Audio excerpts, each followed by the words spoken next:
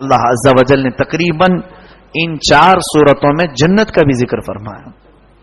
سورہ طور میں بھی، سورہ نجم میں بھی، سورہ قمر میں بھی، اور سورہ رحمان میں، سورہ واقعہ میں، 5 سورتوں میں، بلکہ سورہ حدید میں بھی جنت کا ذکر بھی آیا ہے اور جنتیوں کی فضیلت بھی اللہ نے بیان فرمائی. جیسے کہ اللہ تعالی سورہ رحمان میں فرماتا ہے پہلے ہی، وَلِمَنْ خَافَ مَقَامَ رَبِّهِ جَنَّتَانِ، جو اپنے رب سے ڈر گیا کسی گناہ کرنے کے وقت، اللہ فرماتا میں اسے 2 جنتیں دوں گا. جنت تو ایک ہی ہے لیکن اس کے اندر الگ الگ ڈپارٹمنٹ ہیں، الگ الگ محلات ہیں. ایک جنتی کو جو ایک محل دیا جائے گا وہ ایک جنت کہا جائے گا. حضور پاک صلی اللہ علیہ وسلم سے پوچھا گیا جنت میں ایک ایک حصہ کتنا ملے گا؟ حضور پاک صلی اللہ علیہ وسلم کی بعض احادیث میں یہ فرمائے گا کسی ادنا جنتی کو، یعنی سب سے چھوٹا جو ہے، اسے ایک محل ایسا دیا جائے گا جس میں 70,000 خیمے لگ سکتے ہیں. اور پھر ہر خیمے اتنا نہیں کہ چھوٹی چھوٹی جھوپڑی لگائی جائے گی، ہر خیمہ 70,000 لوگوں کو سنبھال سکتا ہے. ایک چھوٹے جنتی کو یہ دیا جائے گا. اور باقی پھر پرہیزگاروں کو، اولیاء کاملین کو اور انبیاء کو کیا دیا جائے گا وہ اللہ بہتر جانے. یہ جنت کا ذکر بھی آیا. اور 2 جنتیں دوں گا. کیسی ہیں وہ؟ اللہ فرماتا ہے فیہما عینان تجریان، جس میں جو ہے 2 چشمے بہ رہے ہوں گے. فیہما من کل فاکہۃ زوجان، ہر پھل جو ہے نا 2 قسم کا ملے گا تم کو وہاں پہ. جو چیز بھی دیکھو گے ڈبل تمہیں دی جائے گی. یہ بعض ان لوگوں کی فضیلت میں آیا جو خوف خدا رکھتے ہیں، اللہ کی خشیت. یہ مین چیز ہے ہماری زندگی میں، اللہ کا خوف. باقی کوئی چیز ہمیں نہیں سدھار سکے گی اللہ کے ڈر کے علاوہ. اور متکئین علی فرش بطائنها من استبرق، اب اللہ تعالیٰ ان کی کیفیت بتا رہا ہے. جنتی جب وہاں بیٹھے ہوں گے کہ ان کے جو بچھونے ہوں گے استبرق کے، اور وہ اتنے نرم کہ ان کے پیر اس میں دھس رہے ہوں گے، اور وہ ٹیک لگا کر کے مسہریوں پر بیٹھے ہوں گے، مسندوں پر. اور پھر ان کے متعلق رب تعالیٰ فرماتا ہے ایسی نعمتیں وہ وہاں استعمال کریں گے لم یتمثہن انس قبلہم ولا جان، کبھی کسی انسان نے یا جن نے چکھا بھی نہیں ہوگا. آج تک کسی نے وہ چیز نہ دیکھی ہوگی نہ سنی ہوگی اس طرح کی دنیا میں. وہ چیزیں میں جنتیوں کو عطا کروں گا. پھر اس کے بعد جو نہریں بہ رہی ہوں گی ان کی بھی فضیلت میں، ان کی تعریف میں اللہ نے بیان فرمایا حور مقصورات فی الخیام، ہر خیمے میں بڑی خوبصورت حوریں دی جائیں گی. حور کسے کہتے ہیں؟ وہ ایک اللہ نے بنائی ایک مخلوق ہے، وہ جنتیوں کی پاکیزہ بیویاں ہیں. اور یہ بھی حدیث پاک میں ادنا جنتی کو کم سے کم 70 حوریں دی جائیں گی، ادنا جنتی.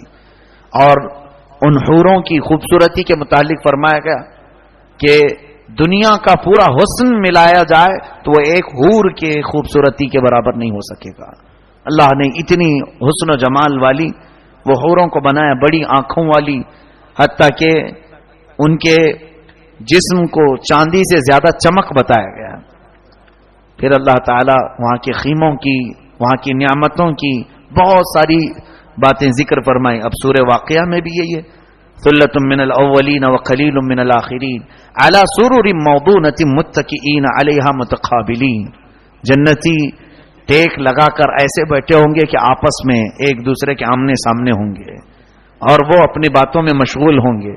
سورہ یاسین میں بھی ہے یہ. اللہ تعالیٰ فرماتا ہے ان اصحاب الجنۃ اليوم فی شغل فاکہون ہم وازواجہم فی ظلال علی الارائک متکئون. کئی جگہ پر یہ آیتیں آئی ہیں جنتیوں کی تعریف میں. اللہ تعالیٰ بیان فرماتا ہے. اب سنیے جنت کی سب سے بڑی نعمت کیا ہے. جنت میں داخل ہونے کے بعد اللہ تبارک و تعالیٰ ان کے لیے حکم فرمائے گا اب یہاں پر تمہیں نہ عبادت ہے، نہ روزہ ہے، نہ زکوٰۃ ہے، نہ حج ہے، کوئی عبادت نہیں، صرف آرام ہی کرنا ہے، صرف آرام کرنا ہے. اور پھر اس کے بعد انہیں آزاد چھوڑا جائے گا. تم جہاں جانا چاہو جنت میں پھرو، گھومو اور ہر نعمت چکھو. اس کے بعد حدیث پاک میں جنت کی سب سے بڑی نعمت یہ ہے کہ اللہ تبارک و تعالی بے حجاب اپنا دیدار کرائے گا. یہ سب سے بڑی نعمت ہے. سب سے وجوہ یومئذ ناظرہ الی ربہا ناظرہ، وہ چہرے کیا ہی خوبصورت ہوں گے، ہرے بھرے ہوں گے، جو اپنے رب کو بے حجاب دیکھ رہے ہوں گے، بے حجاب اپنے رب کے دیدار میں مصروف ہوں گے. اور میرے عزیزو، جنت میں جب کوئی جنتی پہنچ جائے تو وہ جب خواہش کرے صحابہ کرام سے ملنے کی تو اسے وہاں لے جایا جائے گا، انبیاء کرام سے ملنے کی وہاں لے جایا جائے گا. اگر بندہ جنتی خواہش کرے میں نبی کونین صلی اللہ علیہ وسلم کے پاس حاضر ہوں، فرشتے اسے وہاں پر بھی پہنچائیں گے. یہ نعمتیں کیا کم ہیں ہمارے لیے؟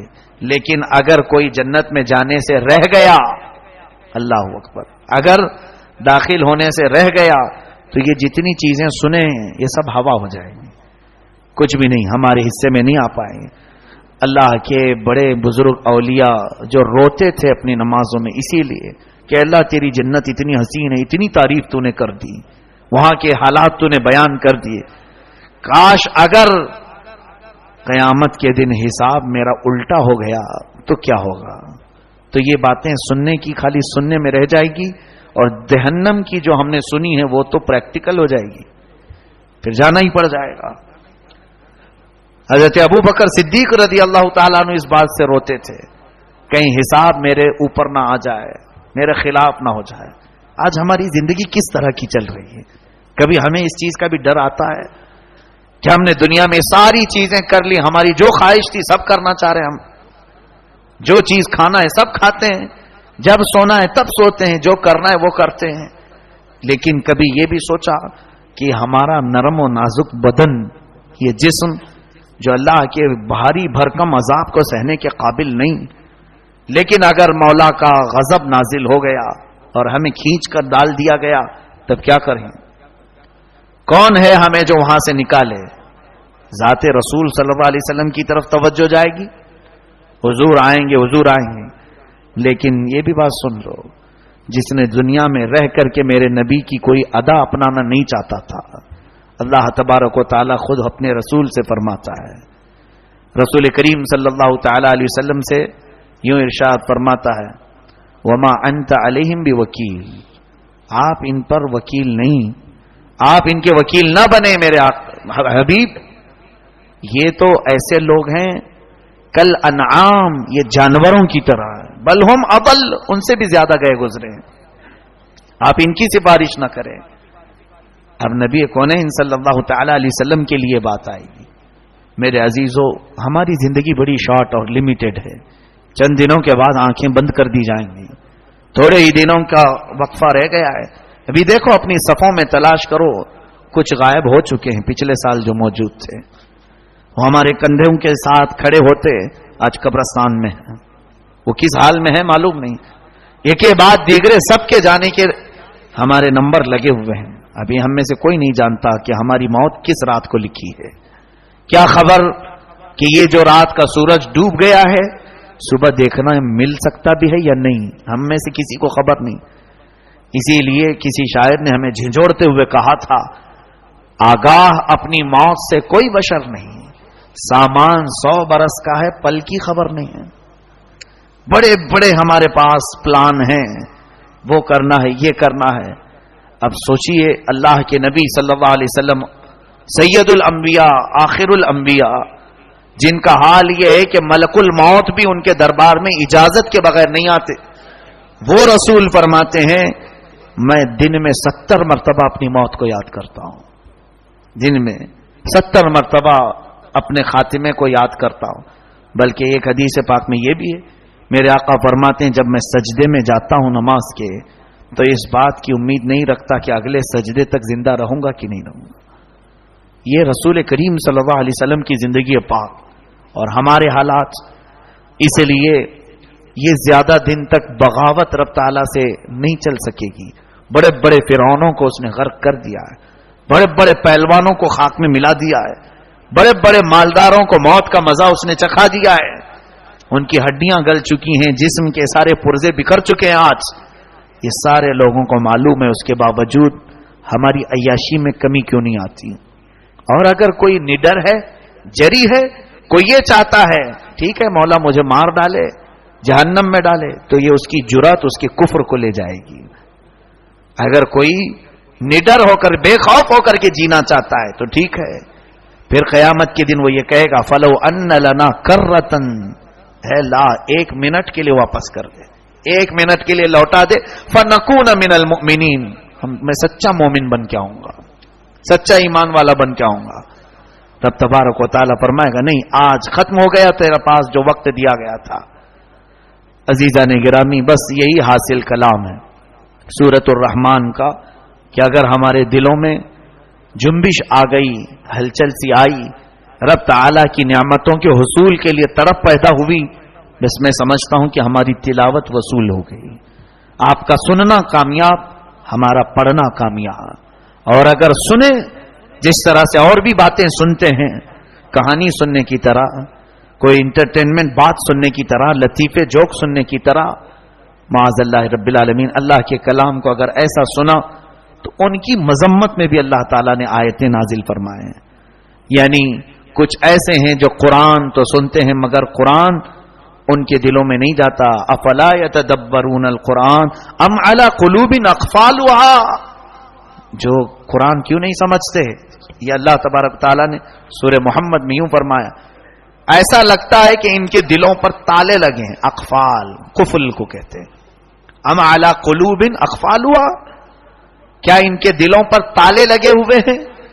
رب تبارک و تعالیٰ فرما رہا ہے شاید ایسا لگتا ہے کہ ہمارے دلوں پہ تالے لگ گئے، اسی وجہ سے تو یہ آیتیں داخل نہیں ہوتی یا پھر اثر نہیں پیدا کرتی۔ مجھے امید ہے کہ اللہ تبارک و تعالیٰ جس کے دل نرم ہو جائے اور خوف سے ایک آنسو بھی نکل آئے، وہ ہماری بخشش کا ذریعہ بن جائے۔ بلکہ قیامت میں اس کے متعلق میرے آقا فرماتے ہیں رب قدیر کسی کو جہنم کی آواز سنائی دے گی، رب قدیر کی طرف سے اعلان آئے گا کہ فلاں کے لیے جہنم ہو گئی، واجب ہو گئی، کھینچا جا رہا ہوگا۔ اچانک ہماری آنکھوں کے پلک اللہ تعالی سے بات کرنے لگیں گے، اے رب العالمین تھوڑی دیر کے لیے اس کو روک دے۔ پوچھا جائے کیوں؟ یہ حدیث پاک میں ہے، یہ آنکھوں کی پلکیں کہیں گی مولا اس کو تو جہنم میں بھیج رہا ہے، مجھے اس کے جسم سے الگ کر کے پھر اس کو بھیج، مجھے نکال اس کی آنکھوں سے، پھر اگر تو بھیجنا ہے تو بھیج دے۔ تب تعالیٰ فرمائے گا نہیں، جسم سے الگ کیسے؟ تو یہ آنکھوں کی پلکیں اللہ سے یوں عرض کریں گی مولا تیرے حبیب نے فرمایا جن آنکھوں کی پلکوں کو خوف خدا کے آنسوؤں نے بھگویا ہے ان پلکوں پر جہنم حرام ہے۔ اے رب قدیر اس بندے کی آنکھوں سے ایک مرتبہ قطرے ٹپکے تھے جس سے میں بھیگ گئی تھی، میں بھیگ گئی تھی، تیرے خوف سے ہی رویا تھا، لہذا اس کے جسم سے مجھے الگ کر تاکہ میں جہنم میں نہ جاؤں۔ اللہ تعالیٰ اس کی سفارش قبول فرمائے گا اور اسے جنت بھیجے گا۔ فرمایا جائے گا اے آنکھوں کی پلکوں تمہیں الگ نہیں کیا جائے گا، اس بندے کو لے جاؤ اور جنت میں داخلہ دیا جائے۔ عزیزان گرامی، بعض لوگوں کو ایسا کٹھور دل جس کو ہم کہتے ہیں، سخت دل جس کو کہتے ہیں، جو ہلتے نہیں کسی چیز سے، آخرت کی اگر یاد سچے دل سے آئے شاید ہی کوئی ہوگا جس کی آنکھیں نہ بھیگتی ہوں، اور اگر نہیں تو پھر وہ اپنے دل کا علاج کرے، اپنے دل کا علاج کرے، اس لیے کہ دلوں کی نرمی جب ختم ہو جاتی ہے تو آنسوؤں کے پودے نہیں نکلتے، اور جب بنجر ہو جاتا ہے دل تو 1000 سال اس پر بارش برسے قرآن کی، ایک پودا بھی آنکھوں کی آنسوؤں کی شکل میں نہیں آئے گا۔ عزیزان گرامی، اللہ تبارک و تعالی ہمیں خشوع و خضوع عطا فرمائے، اس کے حضور کھڑے ہونے کی لذت ہمیں عطا فرمائے۔ رب قدیر ہم سب کو کہنے سننے سے زیادہ عمل کی توفیق عطا فرمائے۔